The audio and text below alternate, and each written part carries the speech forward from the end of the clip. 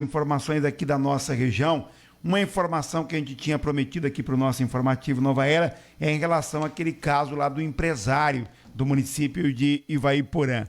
Um empresário dirigindo uma caminhonete, segundo informações do boletim da polícia, em alta velocidade, relatos também de testemunhas, bate num veículo Fiat Uno e uma família inteira morreu. Morreu o pai, 22 anos, um jovem pai de família com 22 anos, a mãe com 23 anos, o Lucas Bueno, faleceu a mãe Jaqueline com 23 anos e a criança do casal de 1 ano e 2 meses. E ontem a gente teve uma novidade desse caso, porque foi lá em dezembro, na primeira quinzena do mês de dezembro de 2020, e isso gerou protestos no município de Ivaiporã, revolta, a notícia ganhou destaque nacional. Agora, uma novidade no caso, porque o Ministério Público ofereceu denúncia contra o empresário que era o motorista da caminhonete. Essa informação foi divulgada ontem, inclusive até no próprio site do Ministério Público do Estado do Paraná. Está na linha com a gente aqui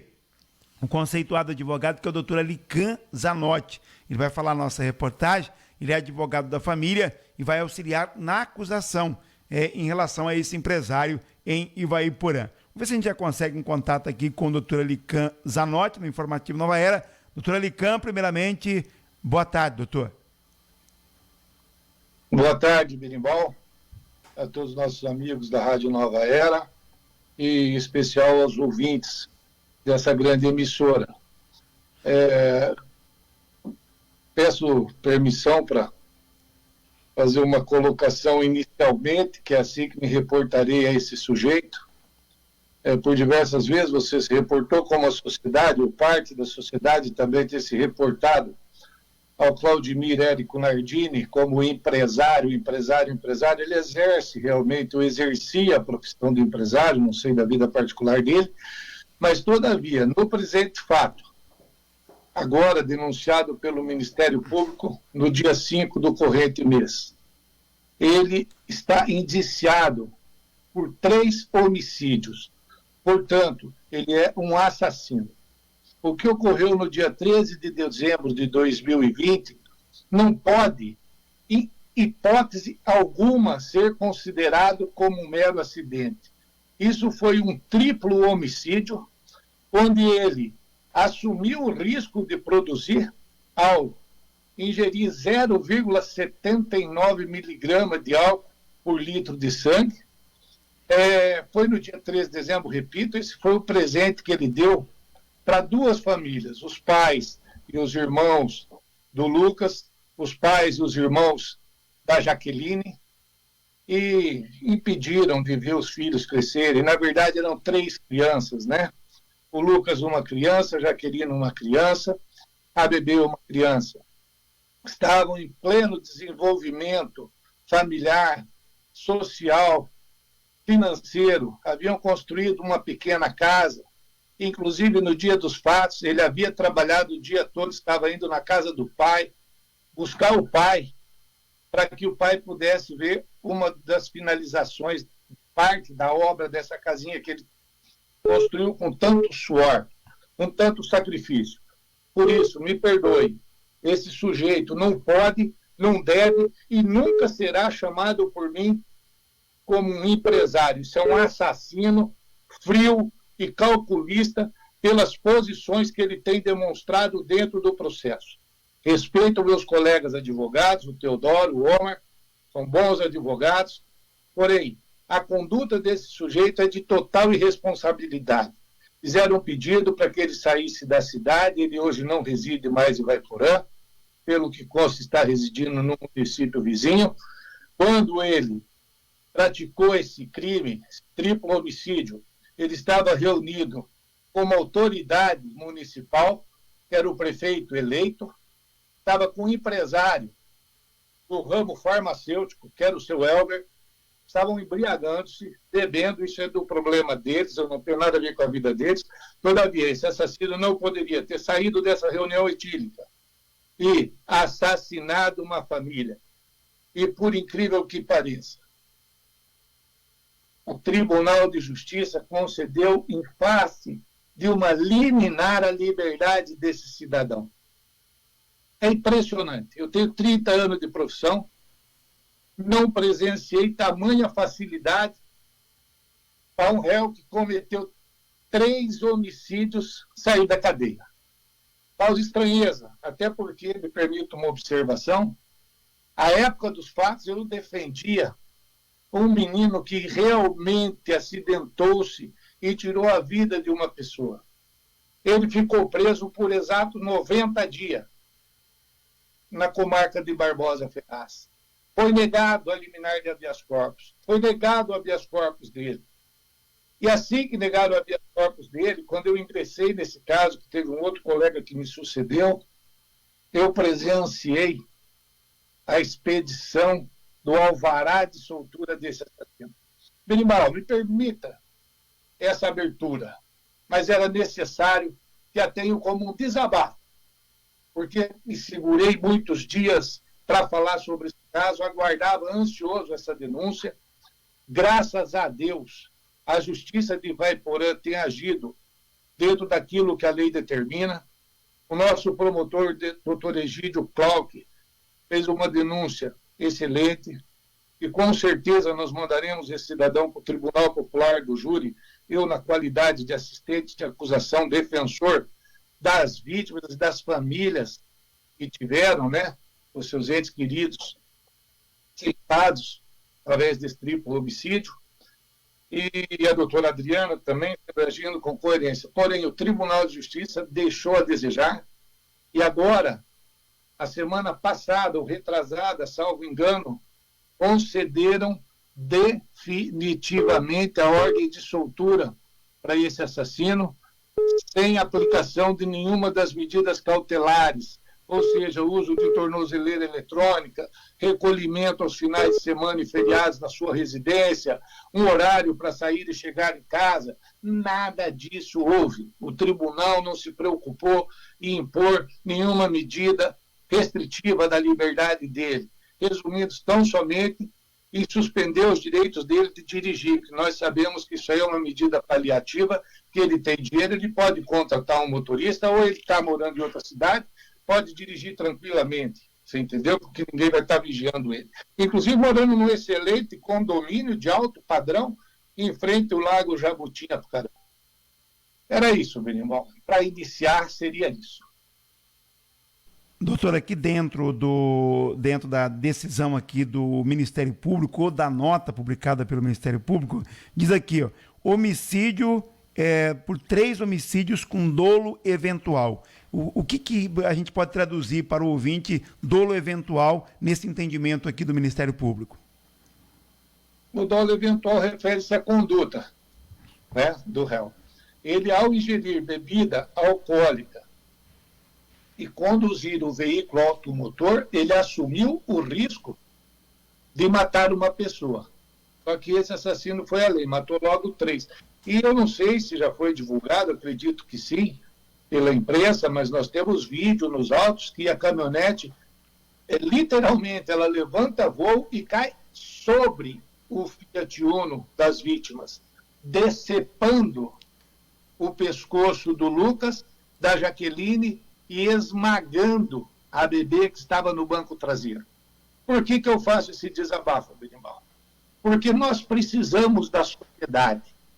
Nós precisamos que a sociedade se coloque a favor dos pais da Jaqueline e avós da bebê, dos pais do Lucas e avós da bebê, porque esse pessoal não consegue conversar com mais ninguém, eles não têm mais vida social, eles choram diuturnamente, sabe?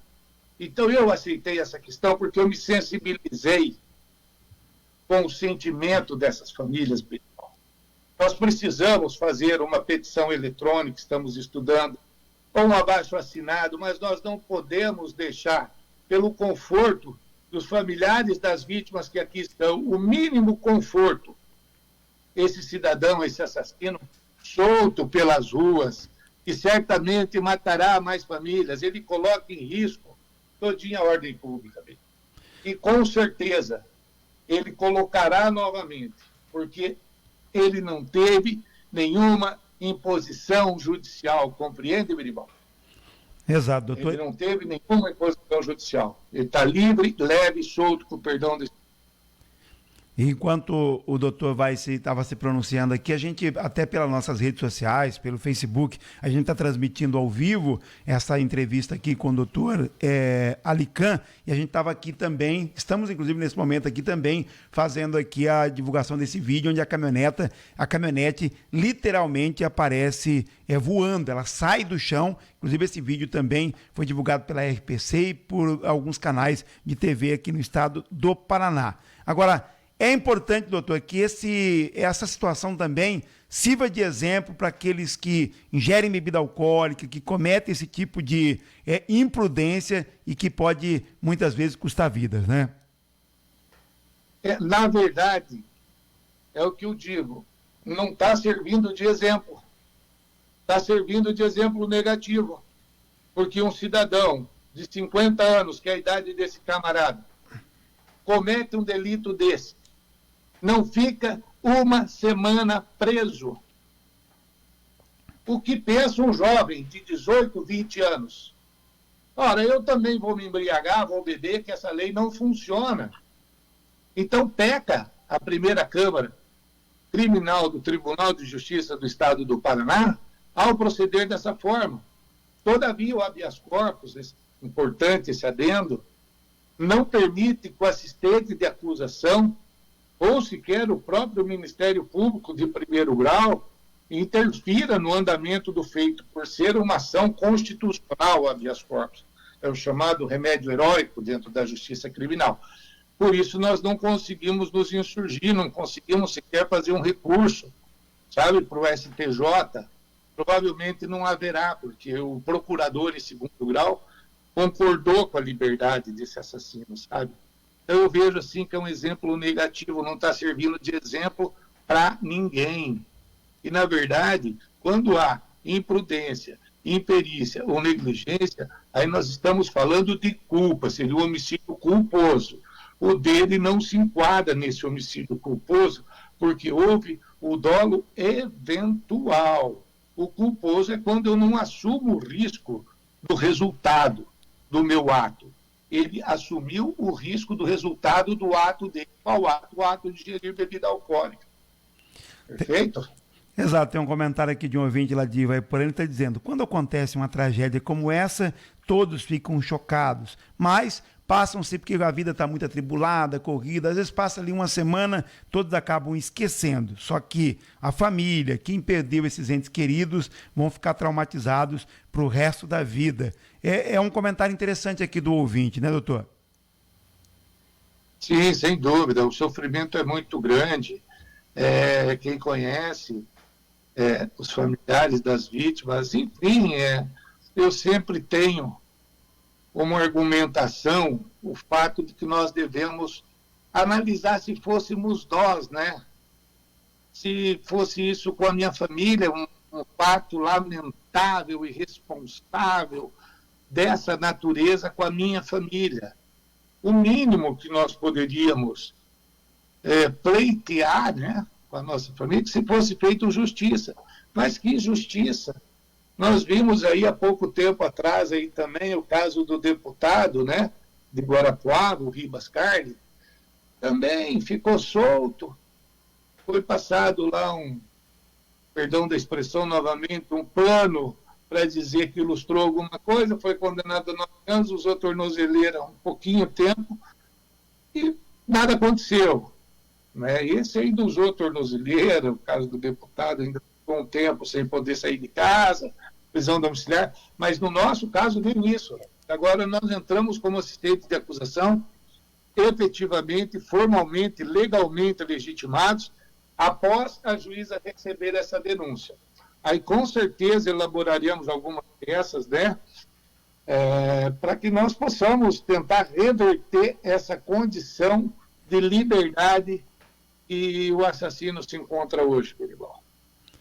Exato, doutor Alican. Queria agradecer aqui a sua participação, parabenizar pelo trabalho, pelo grande advogado que é, representando a nossa região para fora do Paraná, né, para todo o Brasil, mas principalmente atuando aqui na região norte do estado do Paraná. E sobre esse caso, doutor, mais alguma observação que seja importante nesse momento?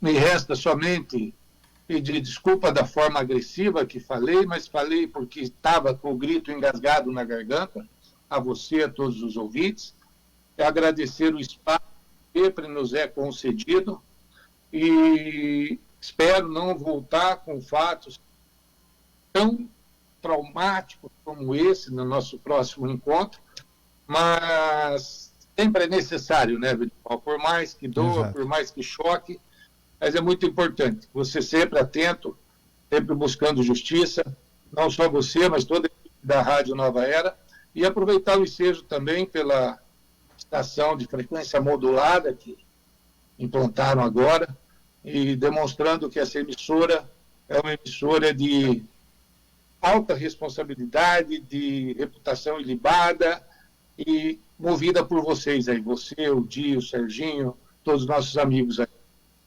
Exato, doutor Alicã. Obrigado aqui pela participação. A gente tem sempre aqui esse espaço aberto para a gente debater essas questões, até porque a gente precisa debater, conversar com a sociedade, achar o melhor caminho, e sempre a gente sabe que a luta do doutor Alicã é para fazer justiça, então esse também é o nosso objetivo. Muito obrigado aqui pela participação, tá bom? Eu que agradeço. Um abraço. Um abraço. Ao vivo, então, conversamos com o doutor Alicã Zanotti, que falou aqui a nossa reportagem comentando desse caso lá do município de Ivaiporã. Nós já ouvimos, né, o advogado de defesa do motorista da caminhonete lá no município de Ivaiporã. Ele nega, diz que por parte da defesa foi um acidente, que ele não tinha intenção de provocar esse acidente. A gente já teve aqui essas oportunidades. Mas se a defesa quiser se manifestar novamente, nós estamos aqui à disposição, como também as demais pessoas que foram citadas aí pelo advogado doutor Alicã Zanotti. Recentemente, nós entrevistamos também o pai do Lucas, o pai do rapaz que faleceu. Ele concedeu aqui uma entrevista e pedia justiça e contou, inclusive, a condição que a família vive hoje.